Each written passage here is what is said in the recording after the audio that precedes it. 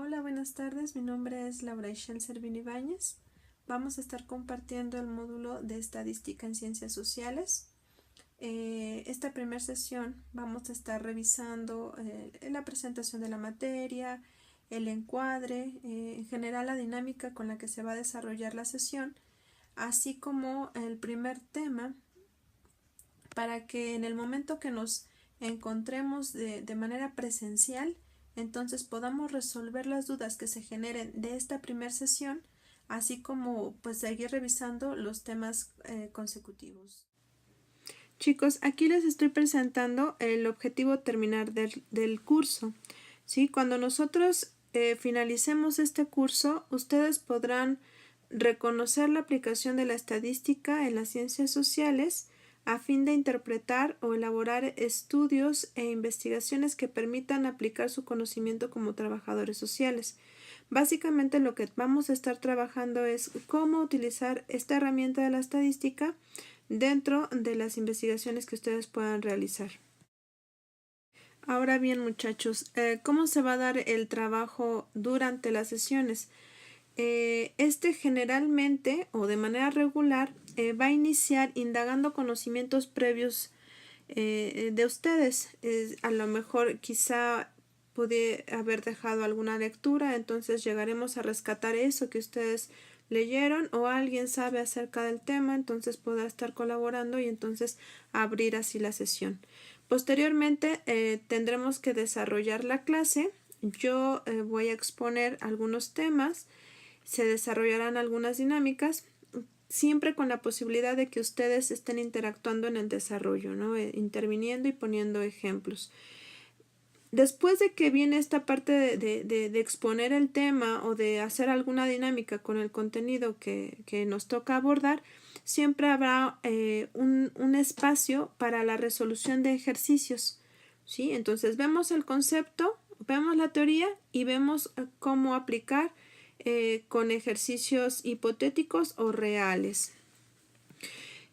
Algo que es bien importante: ustedes tienen que cumplir con el 80% de asistencia para poder ser evaluados. La revisión de este video contará como asistencia. Entonces, el día que nos veamos, estaré preguntando, haré una dinámica para rescatar lo que ustedes revisaron en el video y entonces poder tomar la asistencia que corresponde al día, ¿no? No hay entregas extemporáneas de trabajos. Procuren entregar todo en tiempo y forma para que no haya ningún conflicto. Y pues ustedes también tienen el compromiso de estar indagando en redes, en la red, en biblioteca, pues los temas que se tienen que ir revisando, aparte de lo que yo les entrego en una carpeta, ¿sí? Que más adelante mencionaré. Bueno, muchachos, aquí les presento el link donde pueden descargar la carpeta que acabo de mencionarles. Es un link de Dropbox. Entonces, para que ustedes puedan descargar esta carpeta con información, necesitan tener una cuenta en Dropbox. Es muy sencillo, quizá muchos ya tengan la cuenta, entonces no habrá como conflicto con eso. No quiere decir que de esta carpeta tengan que leer todo, pero sí va a ser un acervo que ustedes tengan que les va a servir para poder indagar y no estar quizá divagando mucho en la búsqueda, vaya. En esta lámina, chicos, podemos ver los 3 rubros que van a servir para la evaluación final. Va a haber un examen, ejercicios que tienen que ver con diseño de investigación y ejercicios que tienen que ver con estadística, ¿sí? Estos dos últimos se los voy a entregar el día que nos veamos de manera presencial, ¿sí? Generalmente esto se resuelven en la sesión. O sea, vemos, como ya les decía, el concepto o la teoría y la aplicamos en los ejercicios. Quizá por ahí se vaya 1 o 2 de tarea, pero eso depende cómo avancemos en la sesión. Una vez revisado esto, Ahora sí empezamos con el contenido de la sesión. Para poder iniciar el curso, o al menos esta primera sesión, creo que es indispensable que revisemos 3 cuestiones importantes. El concepto de investigación, el concepto de estadística y cuáles son y qué son los elementos básicos de la investigación. ¿A qué me refiero? Vamos a revisar variable, muestra, diseño y análisis, al menos en la parte teórica, para que el día que nos veamos podamos resolver ejercicios que tienen que ver con estos elementos. Aquí les presento una definición muy breve acerca de lo que es investigación. Esta dice que es una actividad humana orientada a la descripción, comprensión, explicación y transformación de la realidad a través de un plan de indagación sistemática. Seguramente ustedes en mente ya tienen una definición construida acerca de investigación.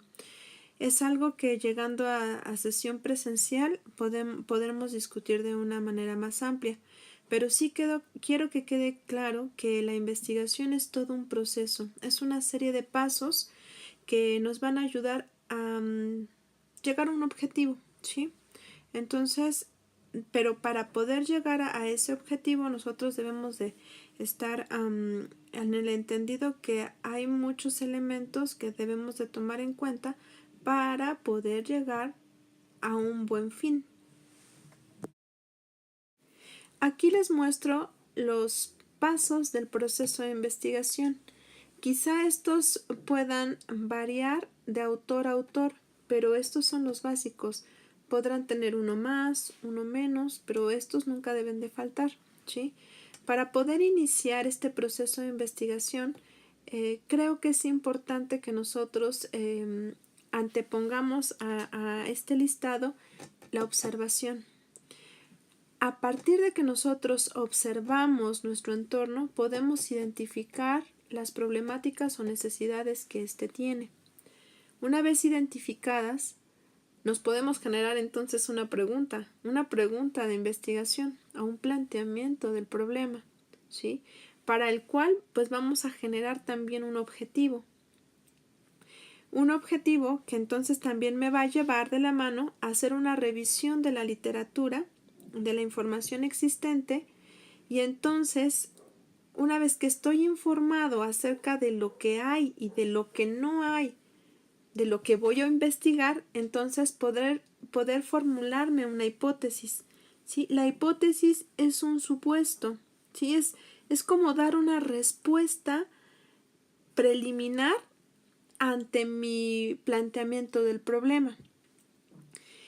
Posterior a esto, entonces yo tengo que seleccionar un diseño de investigación, una metodología que me va a ayudar a poder comprobar la hipótesis o en su caso rechazarla, ¿sí? Para todo esto, en la parte formal, pues necesito desarrollar un protocolo, ¿sí? Un protocolo el cual tengo que aplicar. Una vez aplicado, pues voy a obtener ciertos resultados. Necesito hacer una presentación de esos datos estadísticos que se generaron y entonces poder discutir los resultados y poder difundirlos. Todo esto con el fin de explorar, comprender, interpretar o explicar un fenómeno u objeto de estudio. Ahora bien, ¿qué onda con la estadística? Esta interviene en alguna parte de la investigación. Como concepto, podemos decir que es un conjunto de procedimientos para reunir, medir, clasificar, codificar, computar, analizar y resumir información numérica adquirida sistemáticamente. Es importante que nosotros visualicemos esta parte de la estadística no desde el momento en que estoy haciendo operaciones. o desde el momento que estoy organizando mis datos, sino la estadística empieza desde que yo estoy recolectando los datos. Desde ese momento, en ese momento ya estoy haciendo estadística, ¿sí? Entonces es una parte indispensable para poder generar una buena investigación. En esta lámina estamos visualizando los 4 elementos indispensables de la investigación, ¿sí? ¿Cuáles son estos? Las variables, la muestra, el diseño y el análisis. Cualquiera que sea la perspectiva de investigación, estos siempre serán los 4 elementos básicos, ¿sí? Son aquellos elementos que rigen todo el proceso. Si yo no tengo claro esto, seguramente no estaré dirigiendo bien la investigación. Entonces vamos a empezar a revisarlos. Vamos a iniciar con la variable. La variable constituye la unidad básica de toda investigación. Necesitamos entender que sin variable, pues simple y sencillamente no hay investigación. Si yo convierto esto en una pregunta para poderla hallar de manera más práctica, entonces me quedaría el cuestionamiento como ¿qué voy a investigar? ¿Sí? Cuando yo doy respuesta a este cuestionamiento, voy a encontrar mi variable, ¿sí? Generalmente cuando se investiga un asunto o problema, lo primero que se hace es definir y clarificar el problema, y lo que realmente se hace en esta fase es establecer la relación de causa y efecto entre 2 o más variables, dependiendo, claro, del tipo de investigación que esté haciendo, ¿sí? Pero si nosotros nos generamos la pregunta que mencioné, podemos estar encontrando nuestra variable. Acuérdense, la variable es la unidad básica de toda investigación y prácticamente es lo que voy a investigar, o en su caso, lo que voy a medir. Las variables se pueden clasificar de diferente forma. Es importante que nosotros aprendamos a distinguir a qué grupo pertenece la variable, puesto que de esta forma vamos a poderle dar el tratamiento adecuado a esa variable. Me refiero al tratamiento estadístico, ¿sí? La primera clasificación depende o está basada en la naturaleza de la variable. Es decir, hay variables que son de carácter cualitativo o variables cualitativas, que son aquellas que se expresan en forma verbal como categorías o atributos. Por ejemplo, el sexo, el color de ojos, el color de cabello, ¿sí? La afiliación política, la nacionalidad, el área académica o profesional a la que pertenece una persona, el nivel socioeconómico, todas estas cuestiones son cualidades, ¿sí? Cualidades del sujeto o de la unidad de análisis que va a ser parte de nuestra investigación. Ahora, las variables cuantitativas son aquellas que varían en términos numéricos. Por ejemplo, edad, promedio académico, puntuación en algún examen, frecuencias, la temperatura, el ingreso, ¿sí? El número de asistentes a algún evento, ¿sí? Entonces hay algunas características que pueden clasificarse o expresarse como variable cuantitativa y transformarla a cualitativa o viceversa. Eso debemos de tenerlo claro. Las variables cuantitativas a su vez se clasifican en 2, las variables cuantitativas discretas y las variables cuantitativas continuas. Mientras que las variables discretas son aquellas que solo se se puede expresar un número absoluto, es decir, un entero. Las variables continuas son aquellas que se pueden expresar con decimales, enteros y decimales. Ejemplo de una y de otra. Una variable cuantitativa discreta puede ser el número de goles en un partido de fútbol, ¿sí? Solamente va a ser 1, 2, 3 goles, jamás podrá haber 0.5 gol o 1.5 goles, ¿sí? Entonces, en esos casos, la variable cuantitativa se determina como discreta, mientras que una variable continua, cuantitativa continua, podría ser la altura o el peso, puesto que ésta se puede expresar con decimales.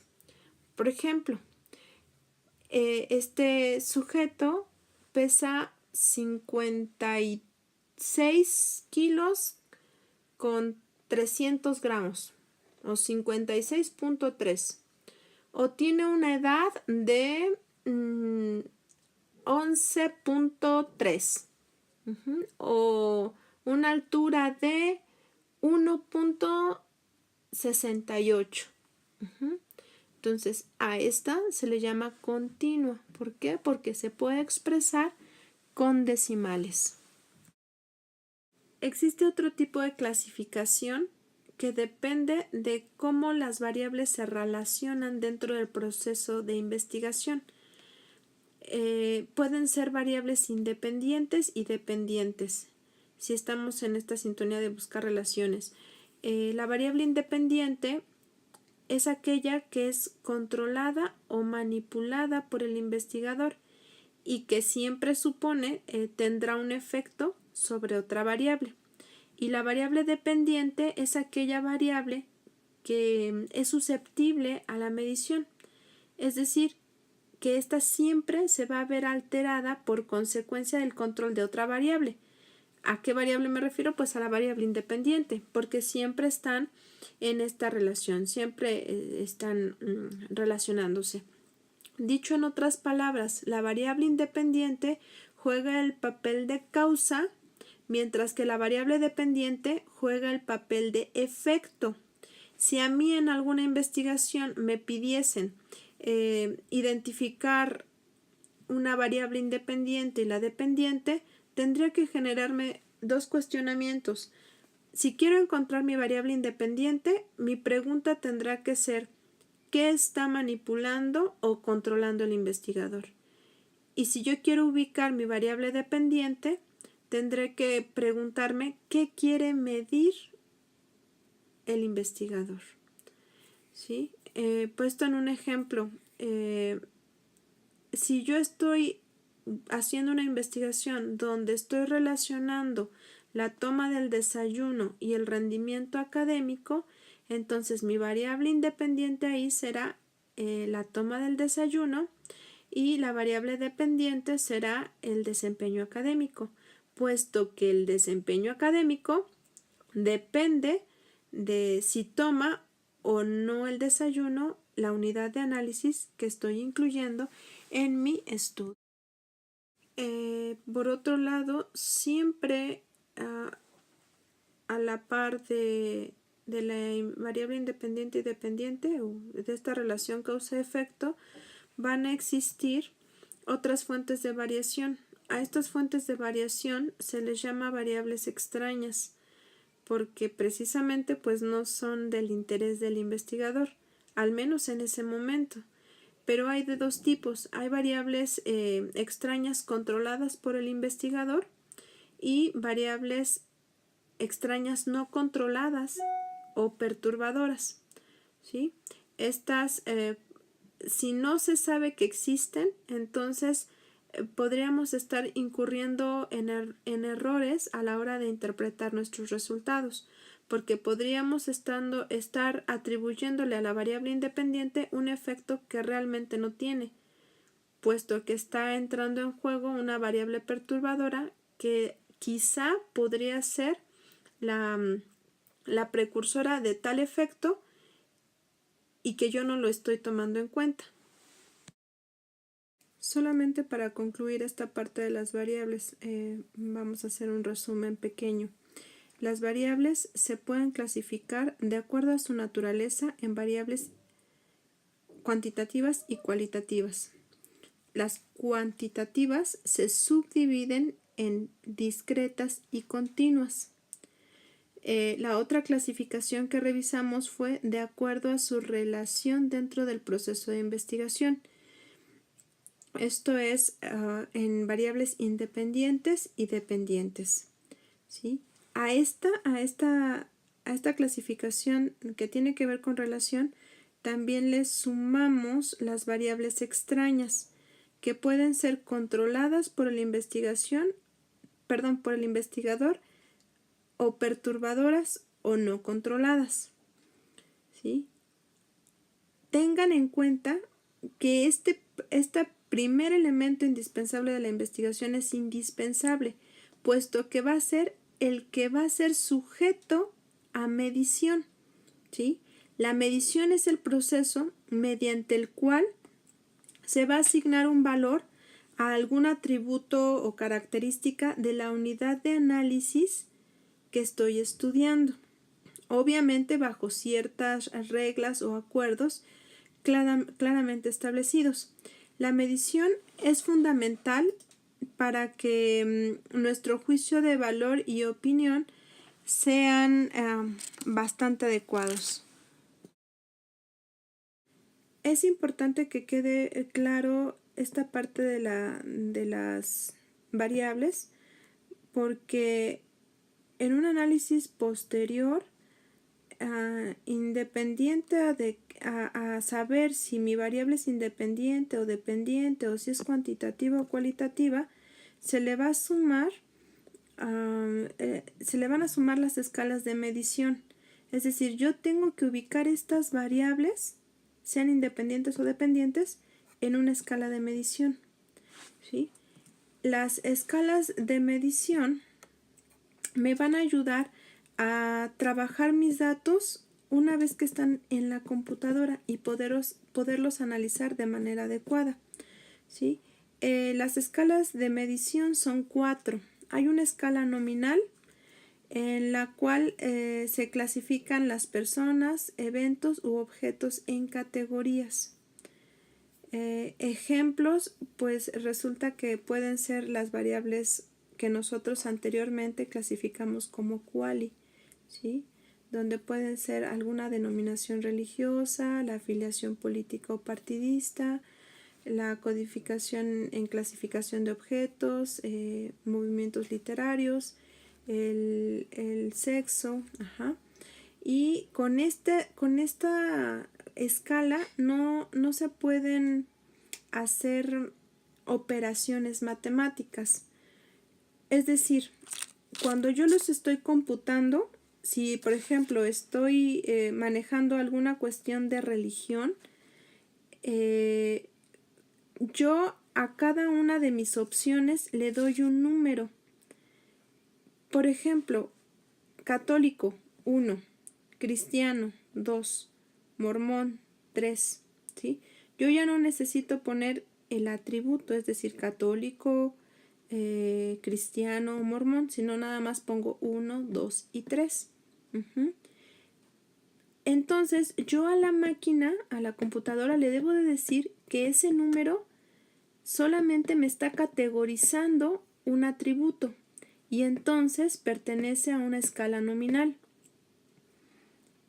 Y cuando yo haga mis operaciones, la misma máquina me va a impedir que yo con esos números haga alguna suma, resta, multiplicación o división, porque simplemente me están funcionando para categorizar un atributo. En cuanto a una escala ordinal, aquí se clasifican las personas, objetos y eventos en determinada posición. Es decir, tienen un orden jerárquico. Y tampoco se pueden hacer operaciones con estos. Después vamos a encontrar la escala de intervalo, ¿sí? La escala de intervalo es una escala que posee unidades de igual magnitud y el cero de la escala es arbitrario, es decir, nosotros determinamos dónde está el cero y esto no quiere decir que haya ausencia del atributo. Un ejemplo de esto es la temperatura. La temperatura se clasifica como una escala de intervalo. Y esto es así porque cuando nosotros decimos que hay 0 grados centígrados, no quiere decir que haya ausencia del atributo, ¿sí? Por eso es que les comentaba que el 0 es una cuestión arbitraria. Nosotros decidimos dónde va el 0 como punto de partida. Sin embargo, no quiere decir que haya ausencia del atributo. Por el contrario, en una escala de razón, esta sí posee un cero absoluto e intervalos de igual magnitud. Ejemplo de esto puede ser la distancia, el peso, la estatura, el tiempo. Y con estas dos últimas que acabo de mencionar, tanto de la de intervalo como la de razón, se pueden realizar operaciones, ¿no? Tanto suma, resta como multiplicación y división. ¿Sí? Entonces es importante que cuando nosotros vaciamos nuestros datos a la máquina, le podamos establecer la escala a la que pertenecen, independientemente si es nuestra variable independiente o dependiente, para que entonces la máquina nos pueda auxiliar a realizar un buen análisis. Otro punto importante que debemos de tomar en cuenta cuando estamos ubicando nuestra variable es esta parte de determinar si esta es un constructo. Constructo es son conceptos o son aquellos conceptos que sobrepasan la observación empírica y muchas veces expresan supuestos teóricos. No tienen una existencia concreta similar a las entidades físicas que se presentan a la observación sensible. ¿Qué quiere decir esto? Que estas son un tipo de variables que no observo directamente ni las puedo medir directamente. Entonces tengo que buscar forma de medirlas a través de indicadores. Ejemplo de constructo. Ejemplo de constructo es la inteligencia. ¿Por qué? Porque yo la inteligencia no la veo fuera de ustedes, ¿sí? La inteligencia está dentro de ustedes, pero entonces, ¿cómo la tengo que medir? Bueno, eso lo tengo que establecer a través de definiciones operacionales, ¿sí? Cabe mencionar, y aquí quiero hacer un paréntesis importante, porque pues todas las variables necesitan definiciones operacionales. ¿Qué es una definición operacional? La definición operacional se refiere a un conjunto de operaciones mediante las cuales un investigador determina la presencia o ausencia o bien la magnitud de un fenómeno. Estas operaciones son mediciones o registros numéricos, ¿sí? O sea, todas las variables van a necesitar de una definición operacional. O si lo quieren llamar de otra manera, necesitamos operacionalizar la variable. Pero en el caso de los constructos, es importante que nosotros esas definiciones operacionales las basemos en indicadores para entonces establecer si el constructo está presente o ausente o en qué magnitud se encuentra.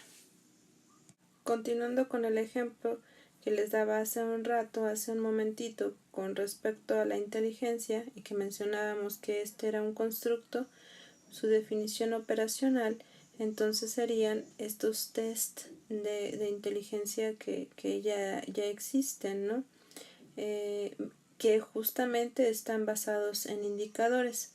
Otro ejemplo de constructo podría ser la depresión, podría ser autoestima, y cada uno de estos constructos tiene ya su definición operacional establecida. Y si se dan cuenta, cada una de estas que he mencionado, sus test, sus definiciones operacionales, están basados en indicadores. Los indicadores, a diferencia del constructo como tal, pues son cuestiones observables, para entonces determinar a partir de estos lo que ya se mencionó, ¿no? Poder operacionalizarlos. Ahora vamos a revisar el segundo elemento indispensable de la investigación, que es la muestra. Resulta que la estadística no tiene sentido si no se consideran o se relacionan dentro del contexto con lo que se trabaja. O sea, en quién lo voy a medir, ¿no? En quién voy a medir lo que voy a medir. Por lo tanto, es necesario entender los conceptos de población y muestra para lograr comprender mejor su significado dentro de la investigación.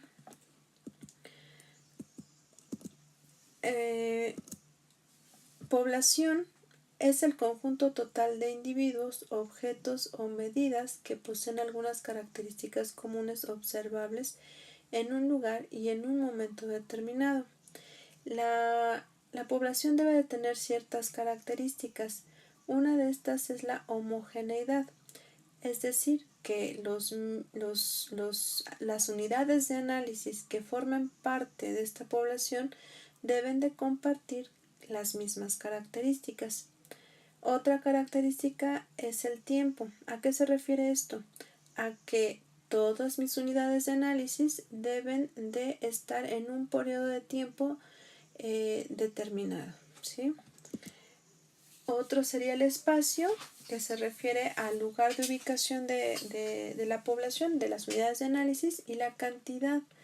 El tamaño de la muestra es de suma importancia porque a partir de aquí va a determinar el tamaño de la muestra. Ahora bien, la muestra es un subconjunto representativo de la población y hay diferentes tipos de muestreo, ¿sí?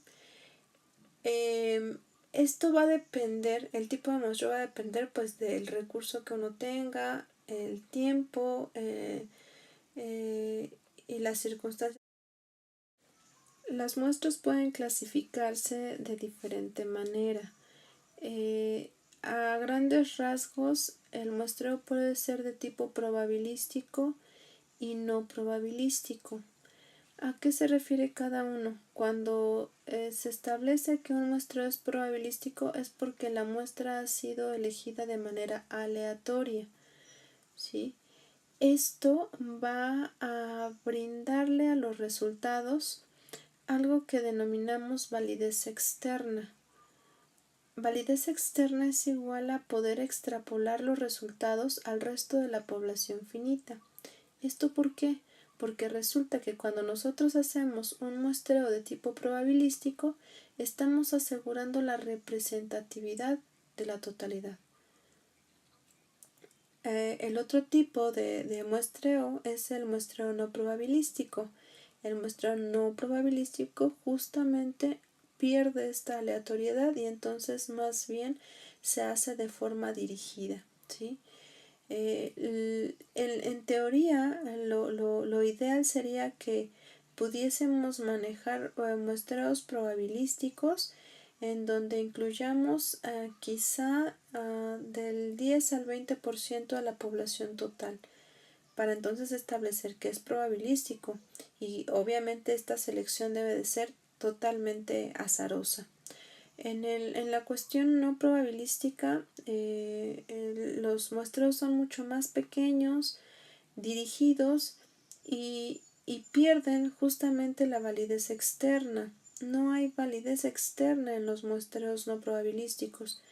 Aunque mantienen cierto nivel de validez, siempre se van a quedar en una cuestión interna, es decir, que los resultados que se obtengan no van a poder ser generalizados, sin embargo, obviamente son válidos para el pequeño grupo que fue evaluado. Dentro de los muestreos más utilizados está el aleatorio, el estratificado y el sistemático. Todos estos son probabilísticos.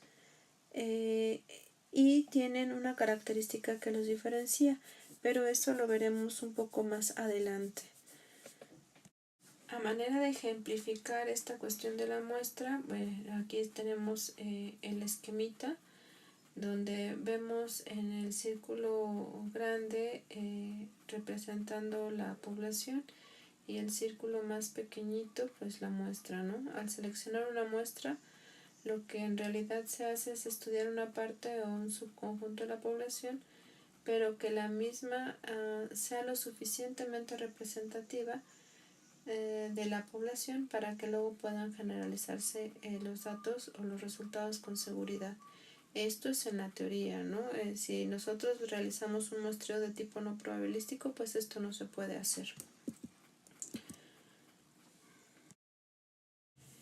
Según esta parte teórica acerca de las muestras, pues por regla general se debe usar una muestra tan grande como sea posible, de acuerdo a los recursos que haya disponibles, como los mencionaba hace un rato. En la investigación experimental, por su naturaleza y por la necesidad de tener control sobre las variables, se recomiendan muestras pequeñas que suelen ser de por lo menos 30 sujetos. ¿Esto por qué? Porque resulta que con menos sujetos o con menos unidades de análisis, un análisis estadístico no tendría sentido. Y en cuanto a la muestra, dentro de la investigación descriptiva se emplean muestras grandes y algunas veces se recomienda seleccionar del 10 al 20% de la población accesible. Hay algunos detalles que vamos a continuar revisando acerca de las muestras, pero ya lo haremos en una siguiente sesión. El siguiente elemento indispensable en la investigación va a ser el diseño. Si nos ubicamos dentro de la investigación cuantitativa, este va a tener dos grandes tipos de diseño, ¿sí? Por un lado tenemos el diseño no experimental y por otro lado tenemos el diseño experimental, ¿sí? Cuando nosotros hablamos de un diseño no experimental, nos referimos a aquel tipo de diseño en donde el investigador no manipula absolutamente ninguna variable, solamente llega a medir lo que está dado. Este tipo de diseño se subdivide en dos, ¿sí? Por un lado tenemos la investigación no experimental de tipo transversal y la de tipo longitudinal. La primera, la transversal, se refiere a aquella investigación donde analizo un momento determinado. Es decir, solamente voy a hacer una toma de datos y nada más. ¿Sí? ¿Para qué? Para poder representar el presente. Mientras que la investigación no experimental de tipo longitudinal se realiza a través del tiempo, con varias mediciones. ¿Sí? Esta también se puede subdividir.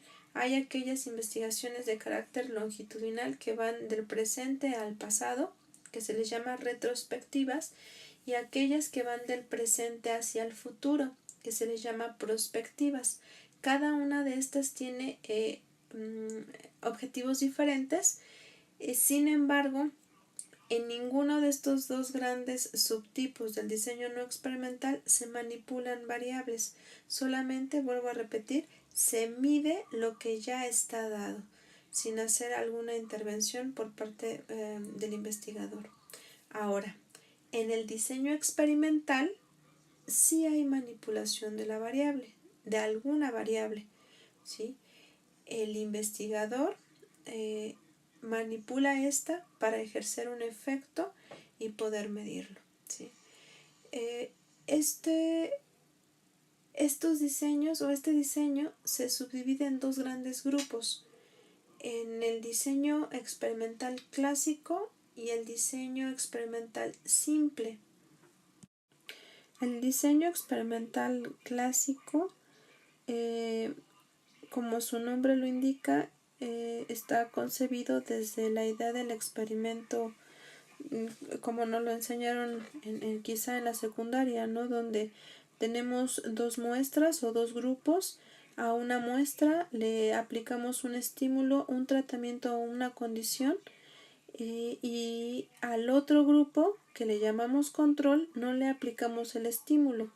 ¿Esto para qué? Para poder tenerlo como punto de referencia y saber si el estímulo que estoy aplicando tiene un efecto diferente al grupo que no lo tiene. ¿Sí? Este tipo de diseño se subdivide en tres. El diseño preexperimental, que se refiere como a una prueba piloto, donde yo lo voy a hacer de primera mano para establecer si estoy haciendo el experimento de manera adecuada, para entonces poder pasar a otro nivel, que podría ser un cuasi experimento o un experimento verdadero. Estos varían en cuanto al control del proceso de la experimentación. Cuando yo hablo de un experimento verdadero es porque tengo bajo control y bien determinadas los tiempos, los grupos, los tratamientos. Cuando hablo de un cuasi experimento es porque prácticamente voy a ir diseñando a la par de la aplicación. Otra diferencia entre estos dos es la asignación a los grupos, mientras que en un experimento verdadero la asignación se hace aleatoria a los grupos.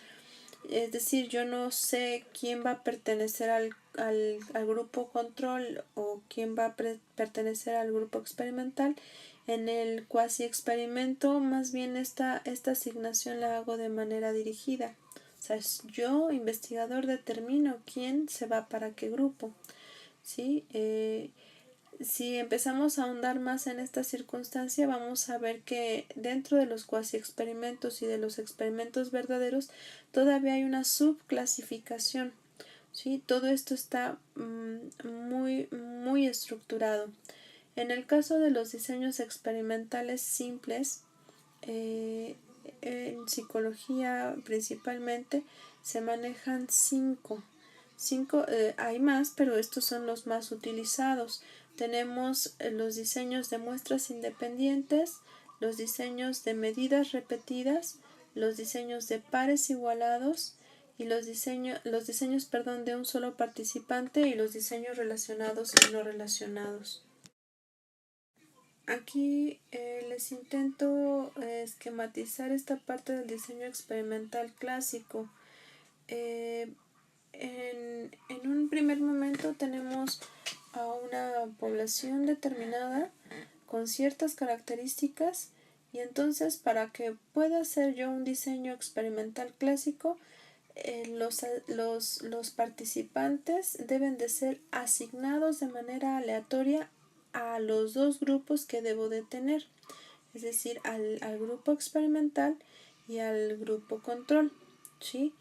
Evidentemente, estos grupos, como son generados de esta población inicial, pues van a tener las mismas características, excepto la aplicación del estímulo.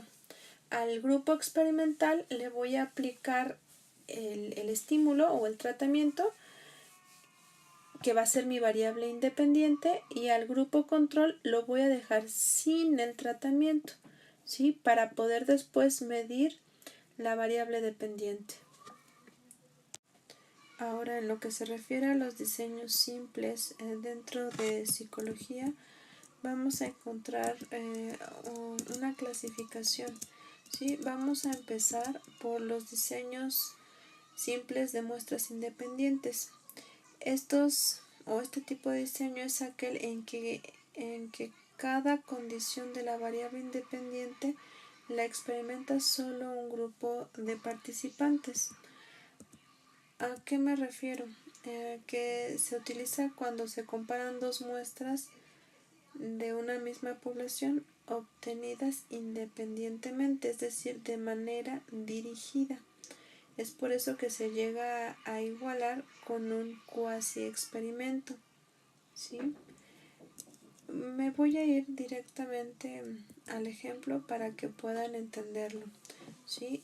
Como ejemplo tenemos, aquí dice, un investigador desea poner a prueba la hipótesis que asume que las madres de niños hiperkinéticos que obtuvieron información acerca de este problema tienen una actitud más favorable hacia sus hijos que aquellas que no lo recibieron. La actitud hacia los hijos fue registrada con una escala que midió a nivel ordinal, en la que los puntajes más altos indican una actitud más favorable y los puntajes más bajos indican una actitud menos favorable.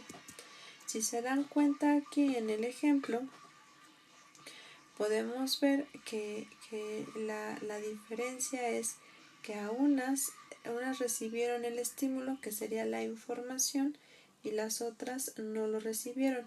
Aquí la circunstancia es que los grupos no se hacen de manera aleatoria, sino que son seleccionadas de manera independiente, de manera que unas son las que recibieron y las otras las que no recibieron.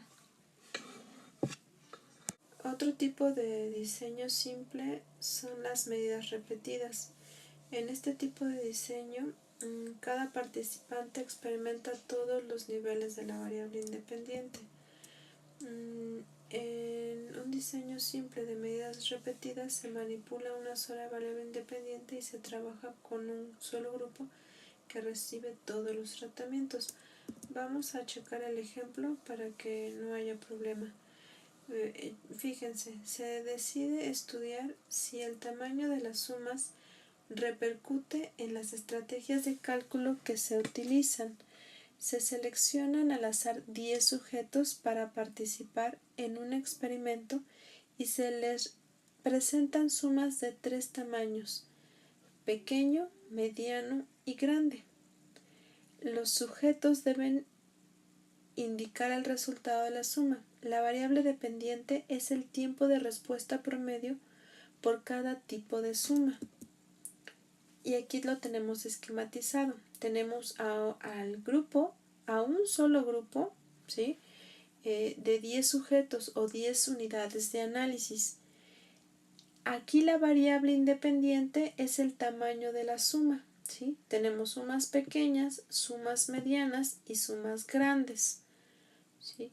Entonces, cada uno de los sujetos va a resolver las sumas pequeñas, las sumas medianas y las sumas grandes, ¿sí?